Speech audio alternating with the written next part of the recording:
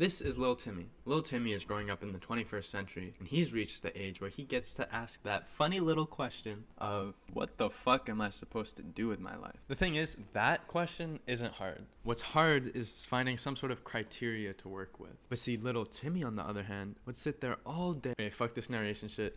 Lil Timmy is obviously me, but the point is, a lot of us are lost because we don't have that foundation. We don't even know what we want, and people talk about this a lot and have all these different reasons for it. Some people blame social media, or the fact that Gen Z is the least religious generation in history.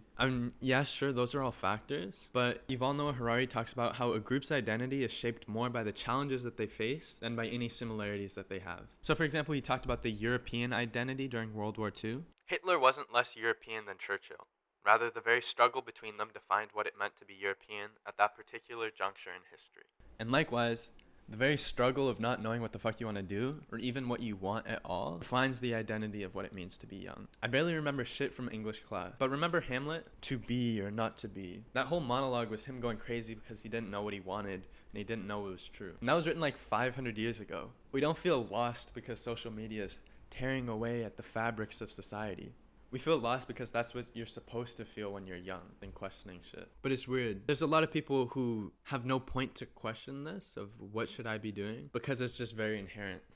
Either they're being oppressed and have no choice, or it's just very apparent that they need to work to get food or to survive, which one means we're fucking really lucky and privileged. And two, it's kind of funny because almost like people long for some sense of oppression. Hear me out. That sounds bad, but it's kind of true. If you've ever been super depressed or struggled with the anxieties of like, oh, what should I do? Then you've probably had a thought something along the lines of, I wish someone would just tell me what to do. Like, I wish God would just give me a script to follow. Like, give me something that I knew was the exact thing I had to do.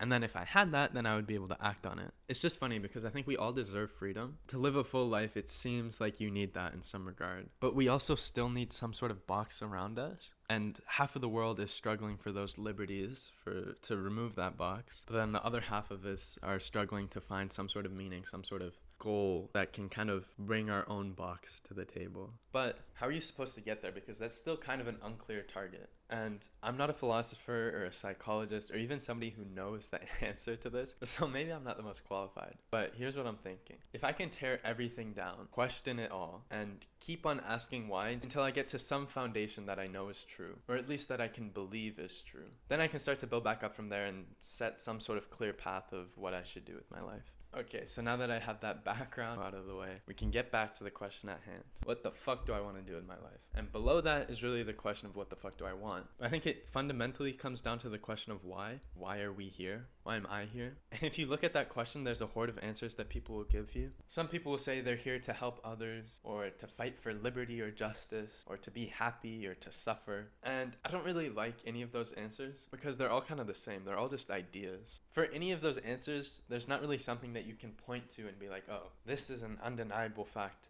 that the point of life is to be happy. I mean, sure, you can point and say happiness exists, but saying you're here just in order to be happy is kind of just a story, and it's kind of the same for anything else that people give you that sounds like that sounds like an idea. But then I looked at the question a bit differently. He said, rhetorically setting up a counter argument. Why am I here? Well, to be real, I'm here because my parents fucked.